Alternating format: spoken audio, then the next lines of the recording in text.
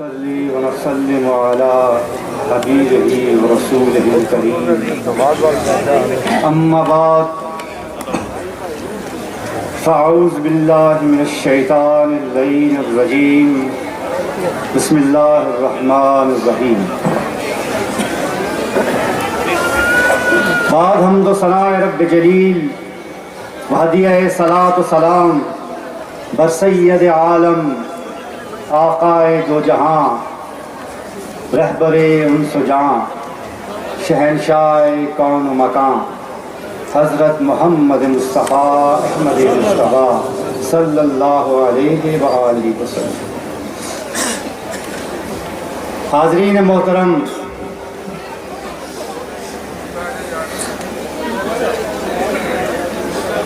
اللہ جل شانہ کا بے پناہ احسان ہے کہ مالک الملک نے اپنے حبیب پاک علیہ الصلاۃ والسلام کے صدقے ہمیں مرشد پاک کی سرپرستی میں عظیم اور بابرکت محفل عطا فرمایا۔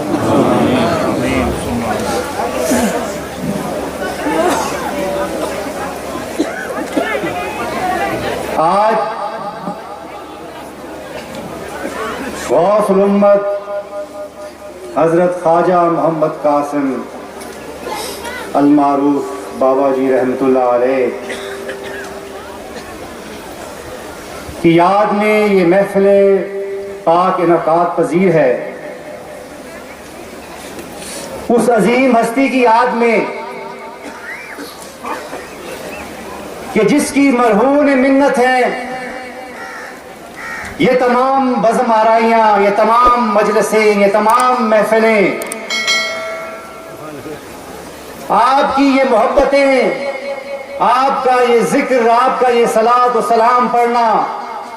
اور آپ کے ذکر کے ساتھ اس وادی کا اور اس وادی میں موجود ہے کہ ایک درخت کا جھومنا،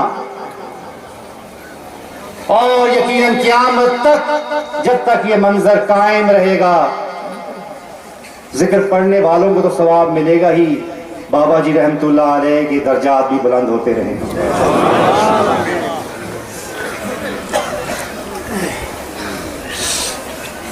شمع رسالت کے پروانوں، عشق مصطفیٰ کے لیے بےتاب ہو کر گھروں سے نکل کر یہ مشکل اور دشوار گزار سفر طے کر کے اپنے پیرخانے میں پہنچنے والوں، آپ کو مبارک ہو کہ رب کریم انشاءاللہ آپ کے یہاں سے اٹھنے سے پہلے آپ کی تمام مرادیں پوری فرما دے۔ حاضرین محترم، میرا رب بے نیاز اور مالک الملک ہونے کے ساتھ ساتھ رحمان اور رحیم بھی ہے، وہ کسی کا ادھار نہیں رکھتا۔ اس نے کہا ہے کہ وہ اپنے بندے کے ذرہ برابر نیکی کا بھی بدلہ اس کو دے گا۔ فَمَن يَعْمَلْ مِثْقَالَ ذَرَّةٍ خَيْرًا يَرَهُ۔ حاضرین محترم، اللہ تعالیٰ کا احسان ہے، اس کی مہربانی ہے، اس کا فضل و کرم ہے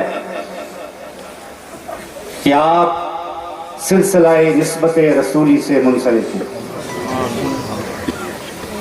حاضرین محترم،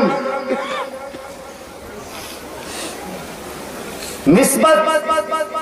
ایسی چیز ہے کہ جو ہر چیز کا مقدر اور اس کا انجام طے کرتی ہے۔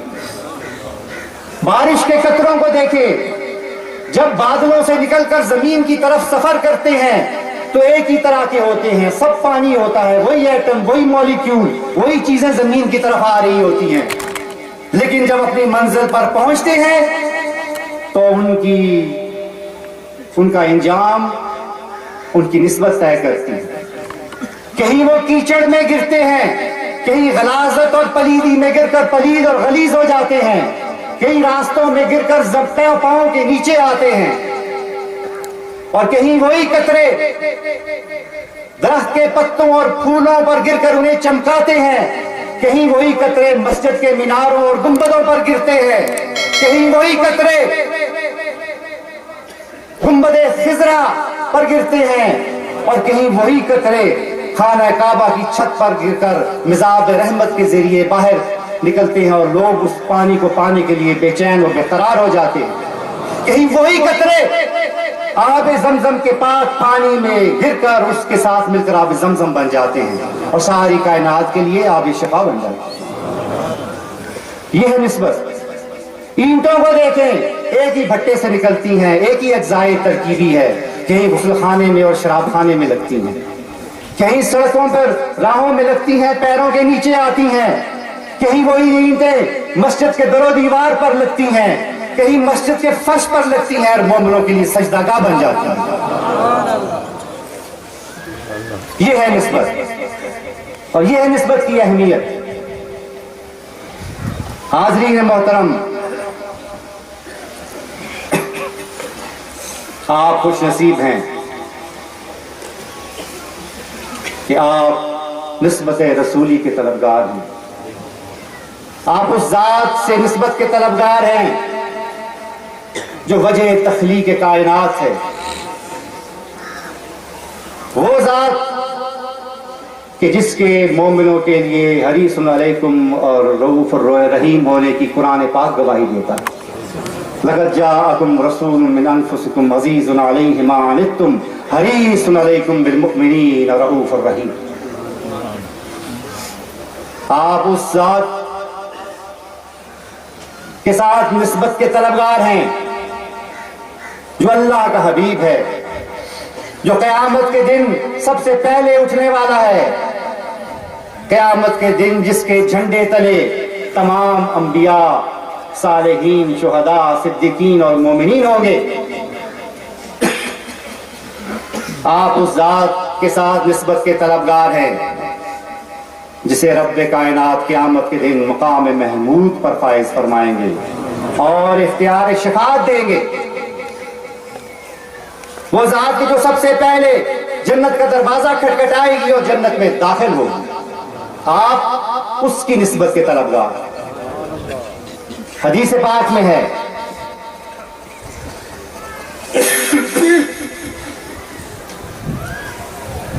کہ حشر کے دن میدان حشر میں اللہ ذوالجلال اپنے سامنے تمام مخلوق کے درمیان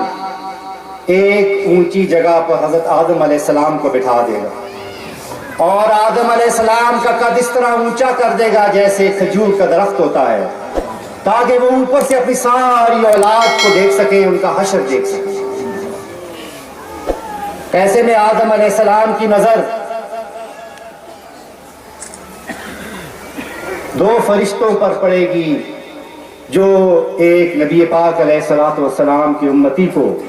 جہنم کی طرف لے جا رہے ہوں گے۔ یہ دیکھ کر آدم علیہ السلام پکار اٹھیں گے، یا احمد، یا احمد صلی اللہ علیہ وسلم،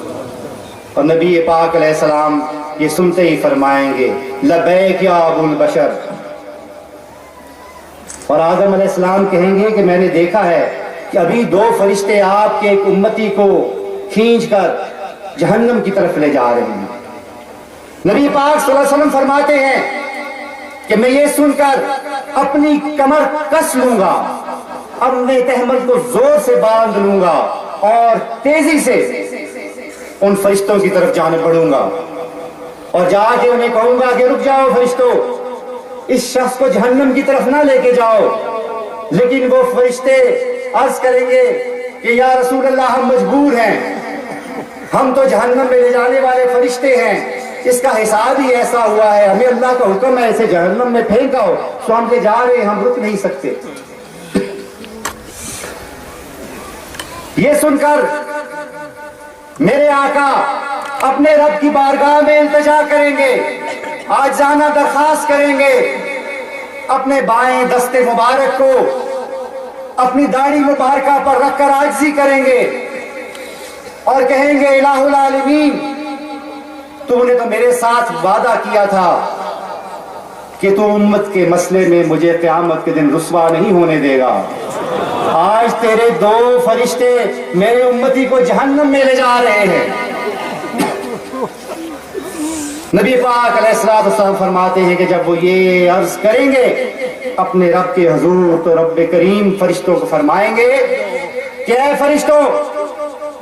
محمد کی اطاعت کرو صلی اللہ علیہ وسلم اور اس بندے کو واپس میزان کی طرف لے کر آؤ. لہذا وہ بندے میرے آقا کی اطاعت کرتے ہوئے آپ کے اس امتی کو دوبارہ میزان کی طرف لائیں گے. اس کا دوبارہ حساب کتاب شروع ہوگا. گناہ ہی گناہ ہوں گے, گناہ کا پلڑا بھاری ہو رہا ہوگا. ایسے میں میرے آقا آگے بڑھیں گے اور انگلی کے پور کے برابر چھوٹا سا کاغذ لے کر نیکی کے پلڑے میں ڈال دیں گے اور یکدم وہ پلڑا بھاری ہو جائے گا اور بدی کا اور برائیوں کا پلڑا ہلکا ہو جائے گا. ایک دم فرشتے پکار اٹھیں گے, یہ شخص کامیاب ہو گیا, یہ شخص کامیاب ہو گیا, اس کے آباء و اجداد بھی کامیاب ہو گئے.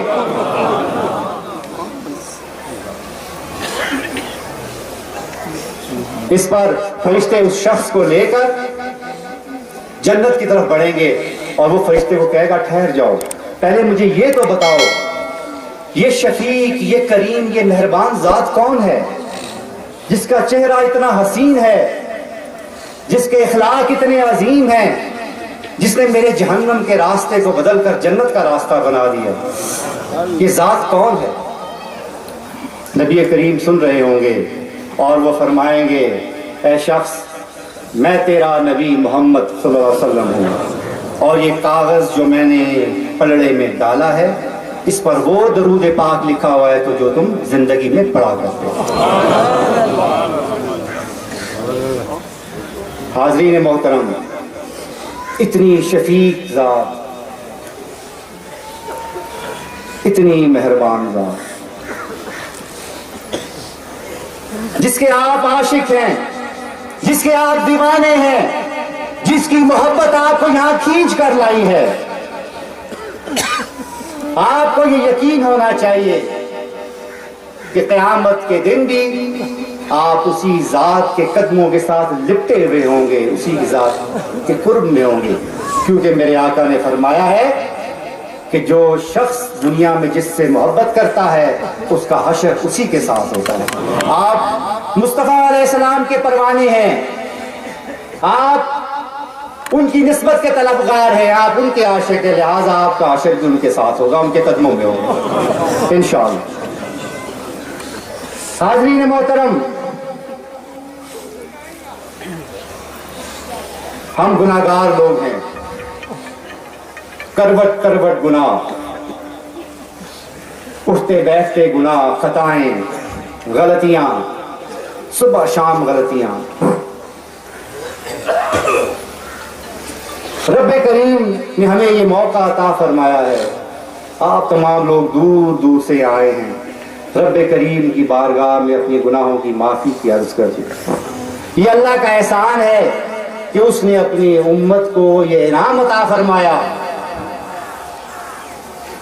کہ وہ معافی مانگے, نادم ہو, توبہ کرے تو اللہ تعالیٰ اس کے سارے گناہ معاف فرما دیتا ہے اور ایسا کر دیتا ہے جیسے اس سے گناہ سرزد ہی نہیں ہوا. ورنہ بنی اسرائیل میں تو ایسا بھی ہوا کہ گناہ سرزد ہوئے اور وہ در بدر ہو گئے, ٹھوکریں کھاتے رہے, پھر ایک دوسرے کو قتل کرنے کا تک کا حکم ہوا, لیکن مصطفیٰ کی امت کو توبہ کا رب نے تحفہ عطا فرمایا. قل یا عبادی الذین اسرفوا علی انفسہم لا تقنطوا من رحمت اللہ ان اللہ یغفر الذنوب جميعا انہ هو الغفور الرحیم. اے وہ لوگوں جنہوں نے اپنی جانوں پر ظلم کیا, جن سے گناہ سرزد ہوئے, اللہ کی رحمت سے کبھی مایوس نہ ہونا, کیونکہ وہ تمام گناہ معاف کر دے گا, اس لیے کہ وہ پردہ ڈالنے والا, گناہ معاف کرنے والا اور رحم کرنے والا ہے. اللہ تعالی ہماری حاضری اپنی بارگاہ میں قبول فرمائے, آپ کی یہ صحیح اپنی بارگاہ میں قبول فرمائے, آپ کا یہ عشق اپنی بارگاہ میں قبول فرمائے. اے عشق, اے عشق, تو نے آسان میرا جینا کر دیا. اے عشق, نے آسان میرا جینا کر دیا، جب سے میرے دل کو مدینہ کر دیا۔ اللہ تعالیٰ ہمارے پیر و مرشد کو عمر خضر عطا فرمائے، آپ کا سایہ ہمارے سروں پر قائم رہے، تاکہ اسی طرح ہم آپ کی بارگاہ میں حاضر ہوتے رہیں، اور آپ اپنے فیضان نظر سے ہمارے دلوں کی بنجر زمین کو سیراب فرمائے۔